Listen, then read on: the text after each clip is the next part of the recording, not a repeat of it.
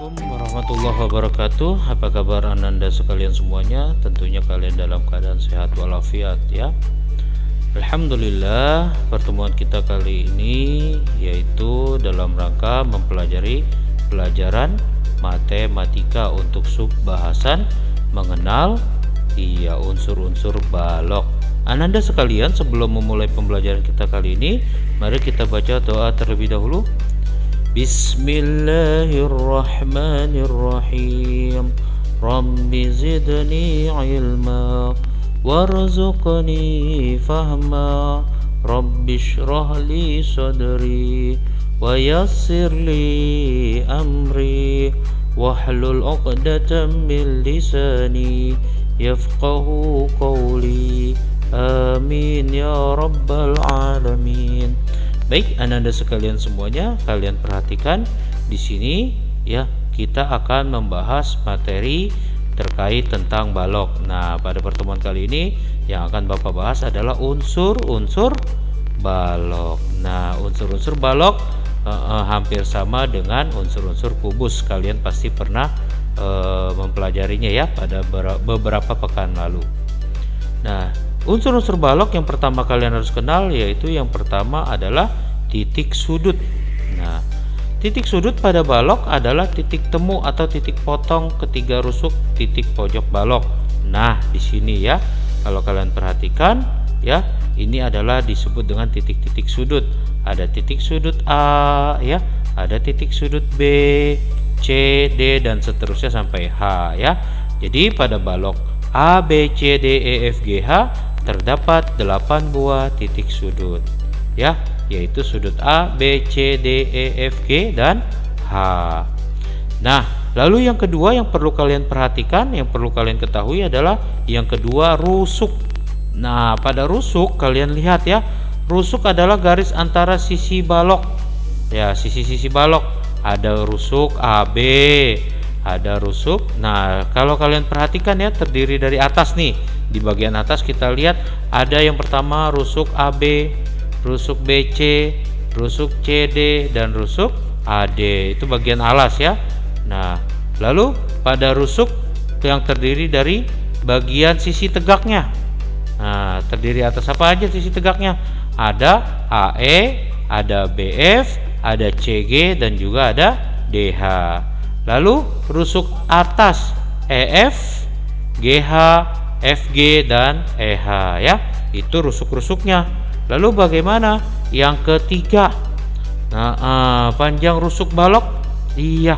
Oh iya, pada panjang rusuk balok ingat ya, karena ada terbagi menjadi dari 3 bagian ya. Ada panjangnya, ada lebarnya, ada tingginya. Karena berbeda dengan kubus ya. Sehingga balok itu sendiri jumlah panjang rusuknya, kalau kalian perhatikan ada panjangnya 4, ada lebarnya 4, ada tingginya 4. Sehingga bisa kita buat nih ya, kalau mencari banyak panjang rusuk total ya pada balok, kita tinggal kalikan saja 4 ya, dengan dijumlahkan dari apanya? Panjangnya, lebarnya dan tingginya dijumlahkan. Jadi panjang tambah lebar tambah tinggi dikalikan dengan 4. Sebagai contoh misalkan sebuah balok dengan panjang 6 cm, lebar 7 cm dan tinggi 8 cm. Nah, jika ditanya tentukan panjang rusuk balok tersebut berapa ya? Berarti kalian tinggal menjumlahkan panjang, lebar dan tingginya. Lalu kalikan dengan 4. 6 tambah 7 tambah 8 berapa? Iya, 21 dikali 4, maka dapatlah 84 cm. Itu jika ditanya panjang rusuk balok semuanya ya, balok. Nah, pada sisi balok kali ini Ananda sekalian perhatikan di sini ya. Kalau pada kubus, Ananda pernah belajar ya, pada kubus ada sekitar berapa ya? Iya, ada 6 sisi kalau kubus ya. Iya, kalau sisi kubus ada 6 sisi. Lalu uniknya kalau kubus sisinya seluruhnya sama. Sedangkan pada balok hati-hati, berbeda ya.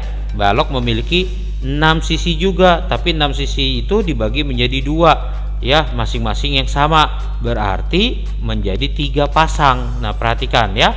Nah, lihat di sini. Balok dibatasi oleh 6 sisi persegi panjang. Sisi yang berhadapan sejajar dan kongruen. Nah, terdiri atas apa saja? Yang pertama sisi alas ABCD. Perhatikan. Nah, ini dia. Ya, jika Anda perhatikan ini dia sisi alas ABCD. Lalu yang kedua sisi atas. Nah, sisi alas dengan sisi atas ini sama, yaitu AB CD di bagian alas dan bagian atasnya adalah EFGH ya. Lalu ada bagian depan, sisi depan berarti ABFE. Nah, ini dia. Perhatikan Anda sekalian, ABFE ini ya. Iya, lalu pada bagian sisi belakang CD HG, CD HG, CD HG ya. Nah, berarti ada bagian sebelah kiri. Sebelah kiri adalah ADEH. Nah, ini dia. Perhatikan Anda sekalian. Iya, ADEH ya. Lalu ada sebelah kanan. Iya, sebelah kanan adalah BCGF. Nah, BCGF ya, gambarnya seperti ini. Ya, sisi kanan. Mudah bukan Anda sekalian semuanya? Iya, yang keempat selanjutnya yang perlu kalian tahu untuk balok adalah diagonal sisi. Perhatikan pada diagonal sisi ya. Nah, diagonal sisi kalian tahu ya, diagonal sisi adalah garis diagonal yang terdapat pada sisi balok. Garis diagonal berarti garis miring ya. Kalau Bapak buat di sini ya, ini seumpama ada balok A B C D E F G H ya. Nah, bagian sisi diagonalnya yang sering disebut dengan sisi miring, yaitu Bapak tarik garis BE sehingga ya terdapatlah segitiga siku-siku ABE ya, di mana siku-sikunya di A ya. Perhatikan oleh Anda sekalian ya. Nah, ini dapat segitiganya. Berarti seperti itu ya, didapat segitiga ABE. Ketika sudah dapat segitiga ABE, maka di sini berlaku rumus Pitagoras. Anda sudah kenal mungkin ya dengan rumus Pitagoras. Nah, jadi diingat kembali. Pitagoras adalah memiliki rumus apa? Sisi miring kuadrat, yaitu didapat dari AB kuadrat ditambah dengan AE kuadrat ya. Itu menjadi sisi miring sama dengan sisi tegak ditambah sisi datar ya, dikuadratkan semuanya. Nah, rumus ini disebut dengan rumus Pitagoras. Nah, jika kita lihat, perhatikan AB itu merupakan panjangnya, AE juga merupakan tingginya, maka didapatlah AB sama dengan akar pangkat 2 dari P kuadrat ditambah T kuadrat. Anda boleh mencatat ya. Anda boleh mencatat rumus inilah yang dipakai untuk mencari diagonal sisi ya. Nah, ya, dikenal dengan rumus Pitagoras. Oke, kita lanjutkan. Ya, misalkan ada sebuah contoh nih. Ada balok ABCDEFGH berukuran panjang 8 cm, lebar 6 cm dan tinggi 5 cm. Hitunglah panjang diagonal bidang AC. Nah, ini dia. Ya, panjang diagonal bidang AC berapa ya? Nah, kita perhatikan di sini. Ya, ada ABCDEFGH. Nah, berarti panjang diagonal bidang AC ya adalah berapa? Iya, ini yang ditanya ya. AC-nya nih berapa? ABC. Nah, berarti di sini ada 8 kuadrat ditambah dengan 6 kuadrat. Kenapa? Karena AB-nya ada 8 dan BC-nya 6. Iya. Jadi berapa 8 kuadrat ditambah 6 kuadrat? Kita tahu 8 kuadrat adalah 64 dan 6 kuadrat adalah 36. 64 ditambah 36. Iya, betul sekali. Jadi akar 100. Berapa ya akar 100? Masih ada yang ingat? Iya, tentu ingat ya. Berarti akar 100 adalah 10 ya, sehingga jadi 10 cm. AC besarnya di sini adalah 10 cm. Selanjutnya adalah diagonal ruang. Nah, pada diagonal ruang Anda perhatikan semuanya. Iya, kalau tadi kita kenal diagonal bidang, diagonal ruang adalah, iya betul sekali, sisi miring yang berada antar diagonal. Ya, kalau Bapak pernah belajarkan kepada kalian, yang disebut diagonal ruang adalah tarik sisi bagian titik atas atau bagian titik bawah di seberangnya ya. Itu diagonal ruang. Di sini ada, iya, diagonal ruang itu terletak dalam ruang balok seperti ini. Nah, perhatikan ya. Ini kalau Bapak tarik ternyata didapat juga segitiga siku dari mana? BDH ya. Nah, ternyata didapat nih BDH. Jika kalian perhatikan BDH ya. Nah, BDH ini merupakan diagonal ruang ya, BH-nya, HB-nya ya. Nah, HB kuadrat itu didapat dari siapa? Nah, ingat ya, kuncinya adalah tadi tetap Pitagoras rumusnya. BD kuadrat ditambah HD kuadrat. Nah, ini BD yang mana? BD adalah yang ini ya. Nah, perhatikan. Ini BD ya. Ini BD yang Bapak tandai 2 garis dengan HD yang Bapak tandai 3 garis. Nah, itu dia. Yang ditanya adalah HB kuadrat.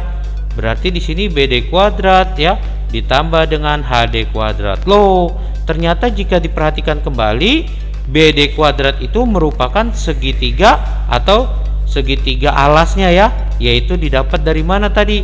Dari diagonal. Iya, di sini ternyata BD itu merupakan diagonal. Diagonal siapa? Diagonal bidang.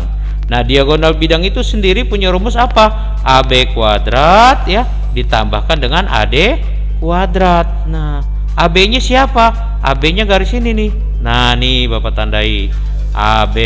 Terus AD-nya ini dia. Nah, ini merupakan segitiga siku juga ya. Berarti kalau begitu bisa diapain nih, Pak? Nah, kita bisa substitusikan AB kuadrat, BD kuadrat di sini ya, AB kuadrat ditambah AD kuadrat, sehingga kita masukkan di sini. Nah, BD kuadrat ini diganti ya. Nah, diganti menjadi AB kuadrat ditambah AD kuadrat. Loh, Pak, ternyata AB kuadrat ditambah AD kuadrat ditambah HD kuadrat. Kalau diperhatikan di sini ada panjang, ada lebar, iya kan? Dan juga ada tingginya. Betul sekali ya. Kalau kalian perhatikan berarti ada P kuadrat ditambah L kuadrat ditambah T kuadrat. Sehingga rumus untuk diagonal ruang perlu kalian hafalkan hanya ininya saja ya. Diagonal ruang pada balok yang dihafalkan apa? Panjang kuadrat ditambah lebar kuadrat ditambah tinggi kuadrat ya. Itu saja yang perlu dihafalkan ya.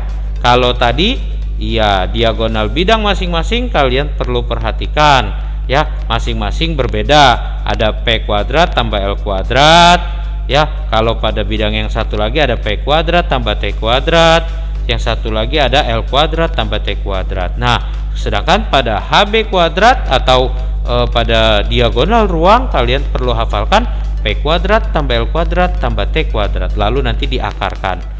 Iya, ini saja rumus yang perlu kalian hafalkan untuk diagonal ruang. Nah, perhatikan contoh nih ya. Bapak punya contoh sebuah balok berukuran 8 cm, lebar 6 cm dan tingginya 24 cm. Nah, perhatikan ya. Jika dibuat di sini ditanyanya adalah panjang diagonal ruangnya. Berarti di sini HB-nya berapa ya? Nah, tinggal P kuadrat ditambah L kuadrat ditambah T kuadrat diakarkan. Berarti kalian dapat nih 8 kuadrat ditambah 6 kuadrat ditambah 24 kuadrat. Udah selesai. Iya, kenapa? 8 kuadrat 64, 6 kuadrat 36, 24 kuadrat 576. Jika dijumlah 576 ditambah 36 ditambah 64 berarti menjadi akar 676. Loh, ternyata akar 676 kan sudah ada yang hafal ya? Iya, betul sekali. Akar 676 adalah 26. Mudah bukan Anda sekalian semuanya? Iya, betul sekali ya. Didapat panjang diagonal adalah 26 cm tadi. Baik, sampai situ perjumpaan kita kali ini. Mudah-mudahan apa yang kita sudah pelajari hari ini bermanfaat untuk kita semua. Terima kasih Anda sekalian atas perhatian kalian. Bapak ucapkan doa kafaratul majlis. Subhanakallahumma wa bihamdika asyhadu an la ilaha illa anta astaghfiruka wa atubu ilaik. Terima kasih. Wassalamualaikum warahmatullahi wabarakatuh.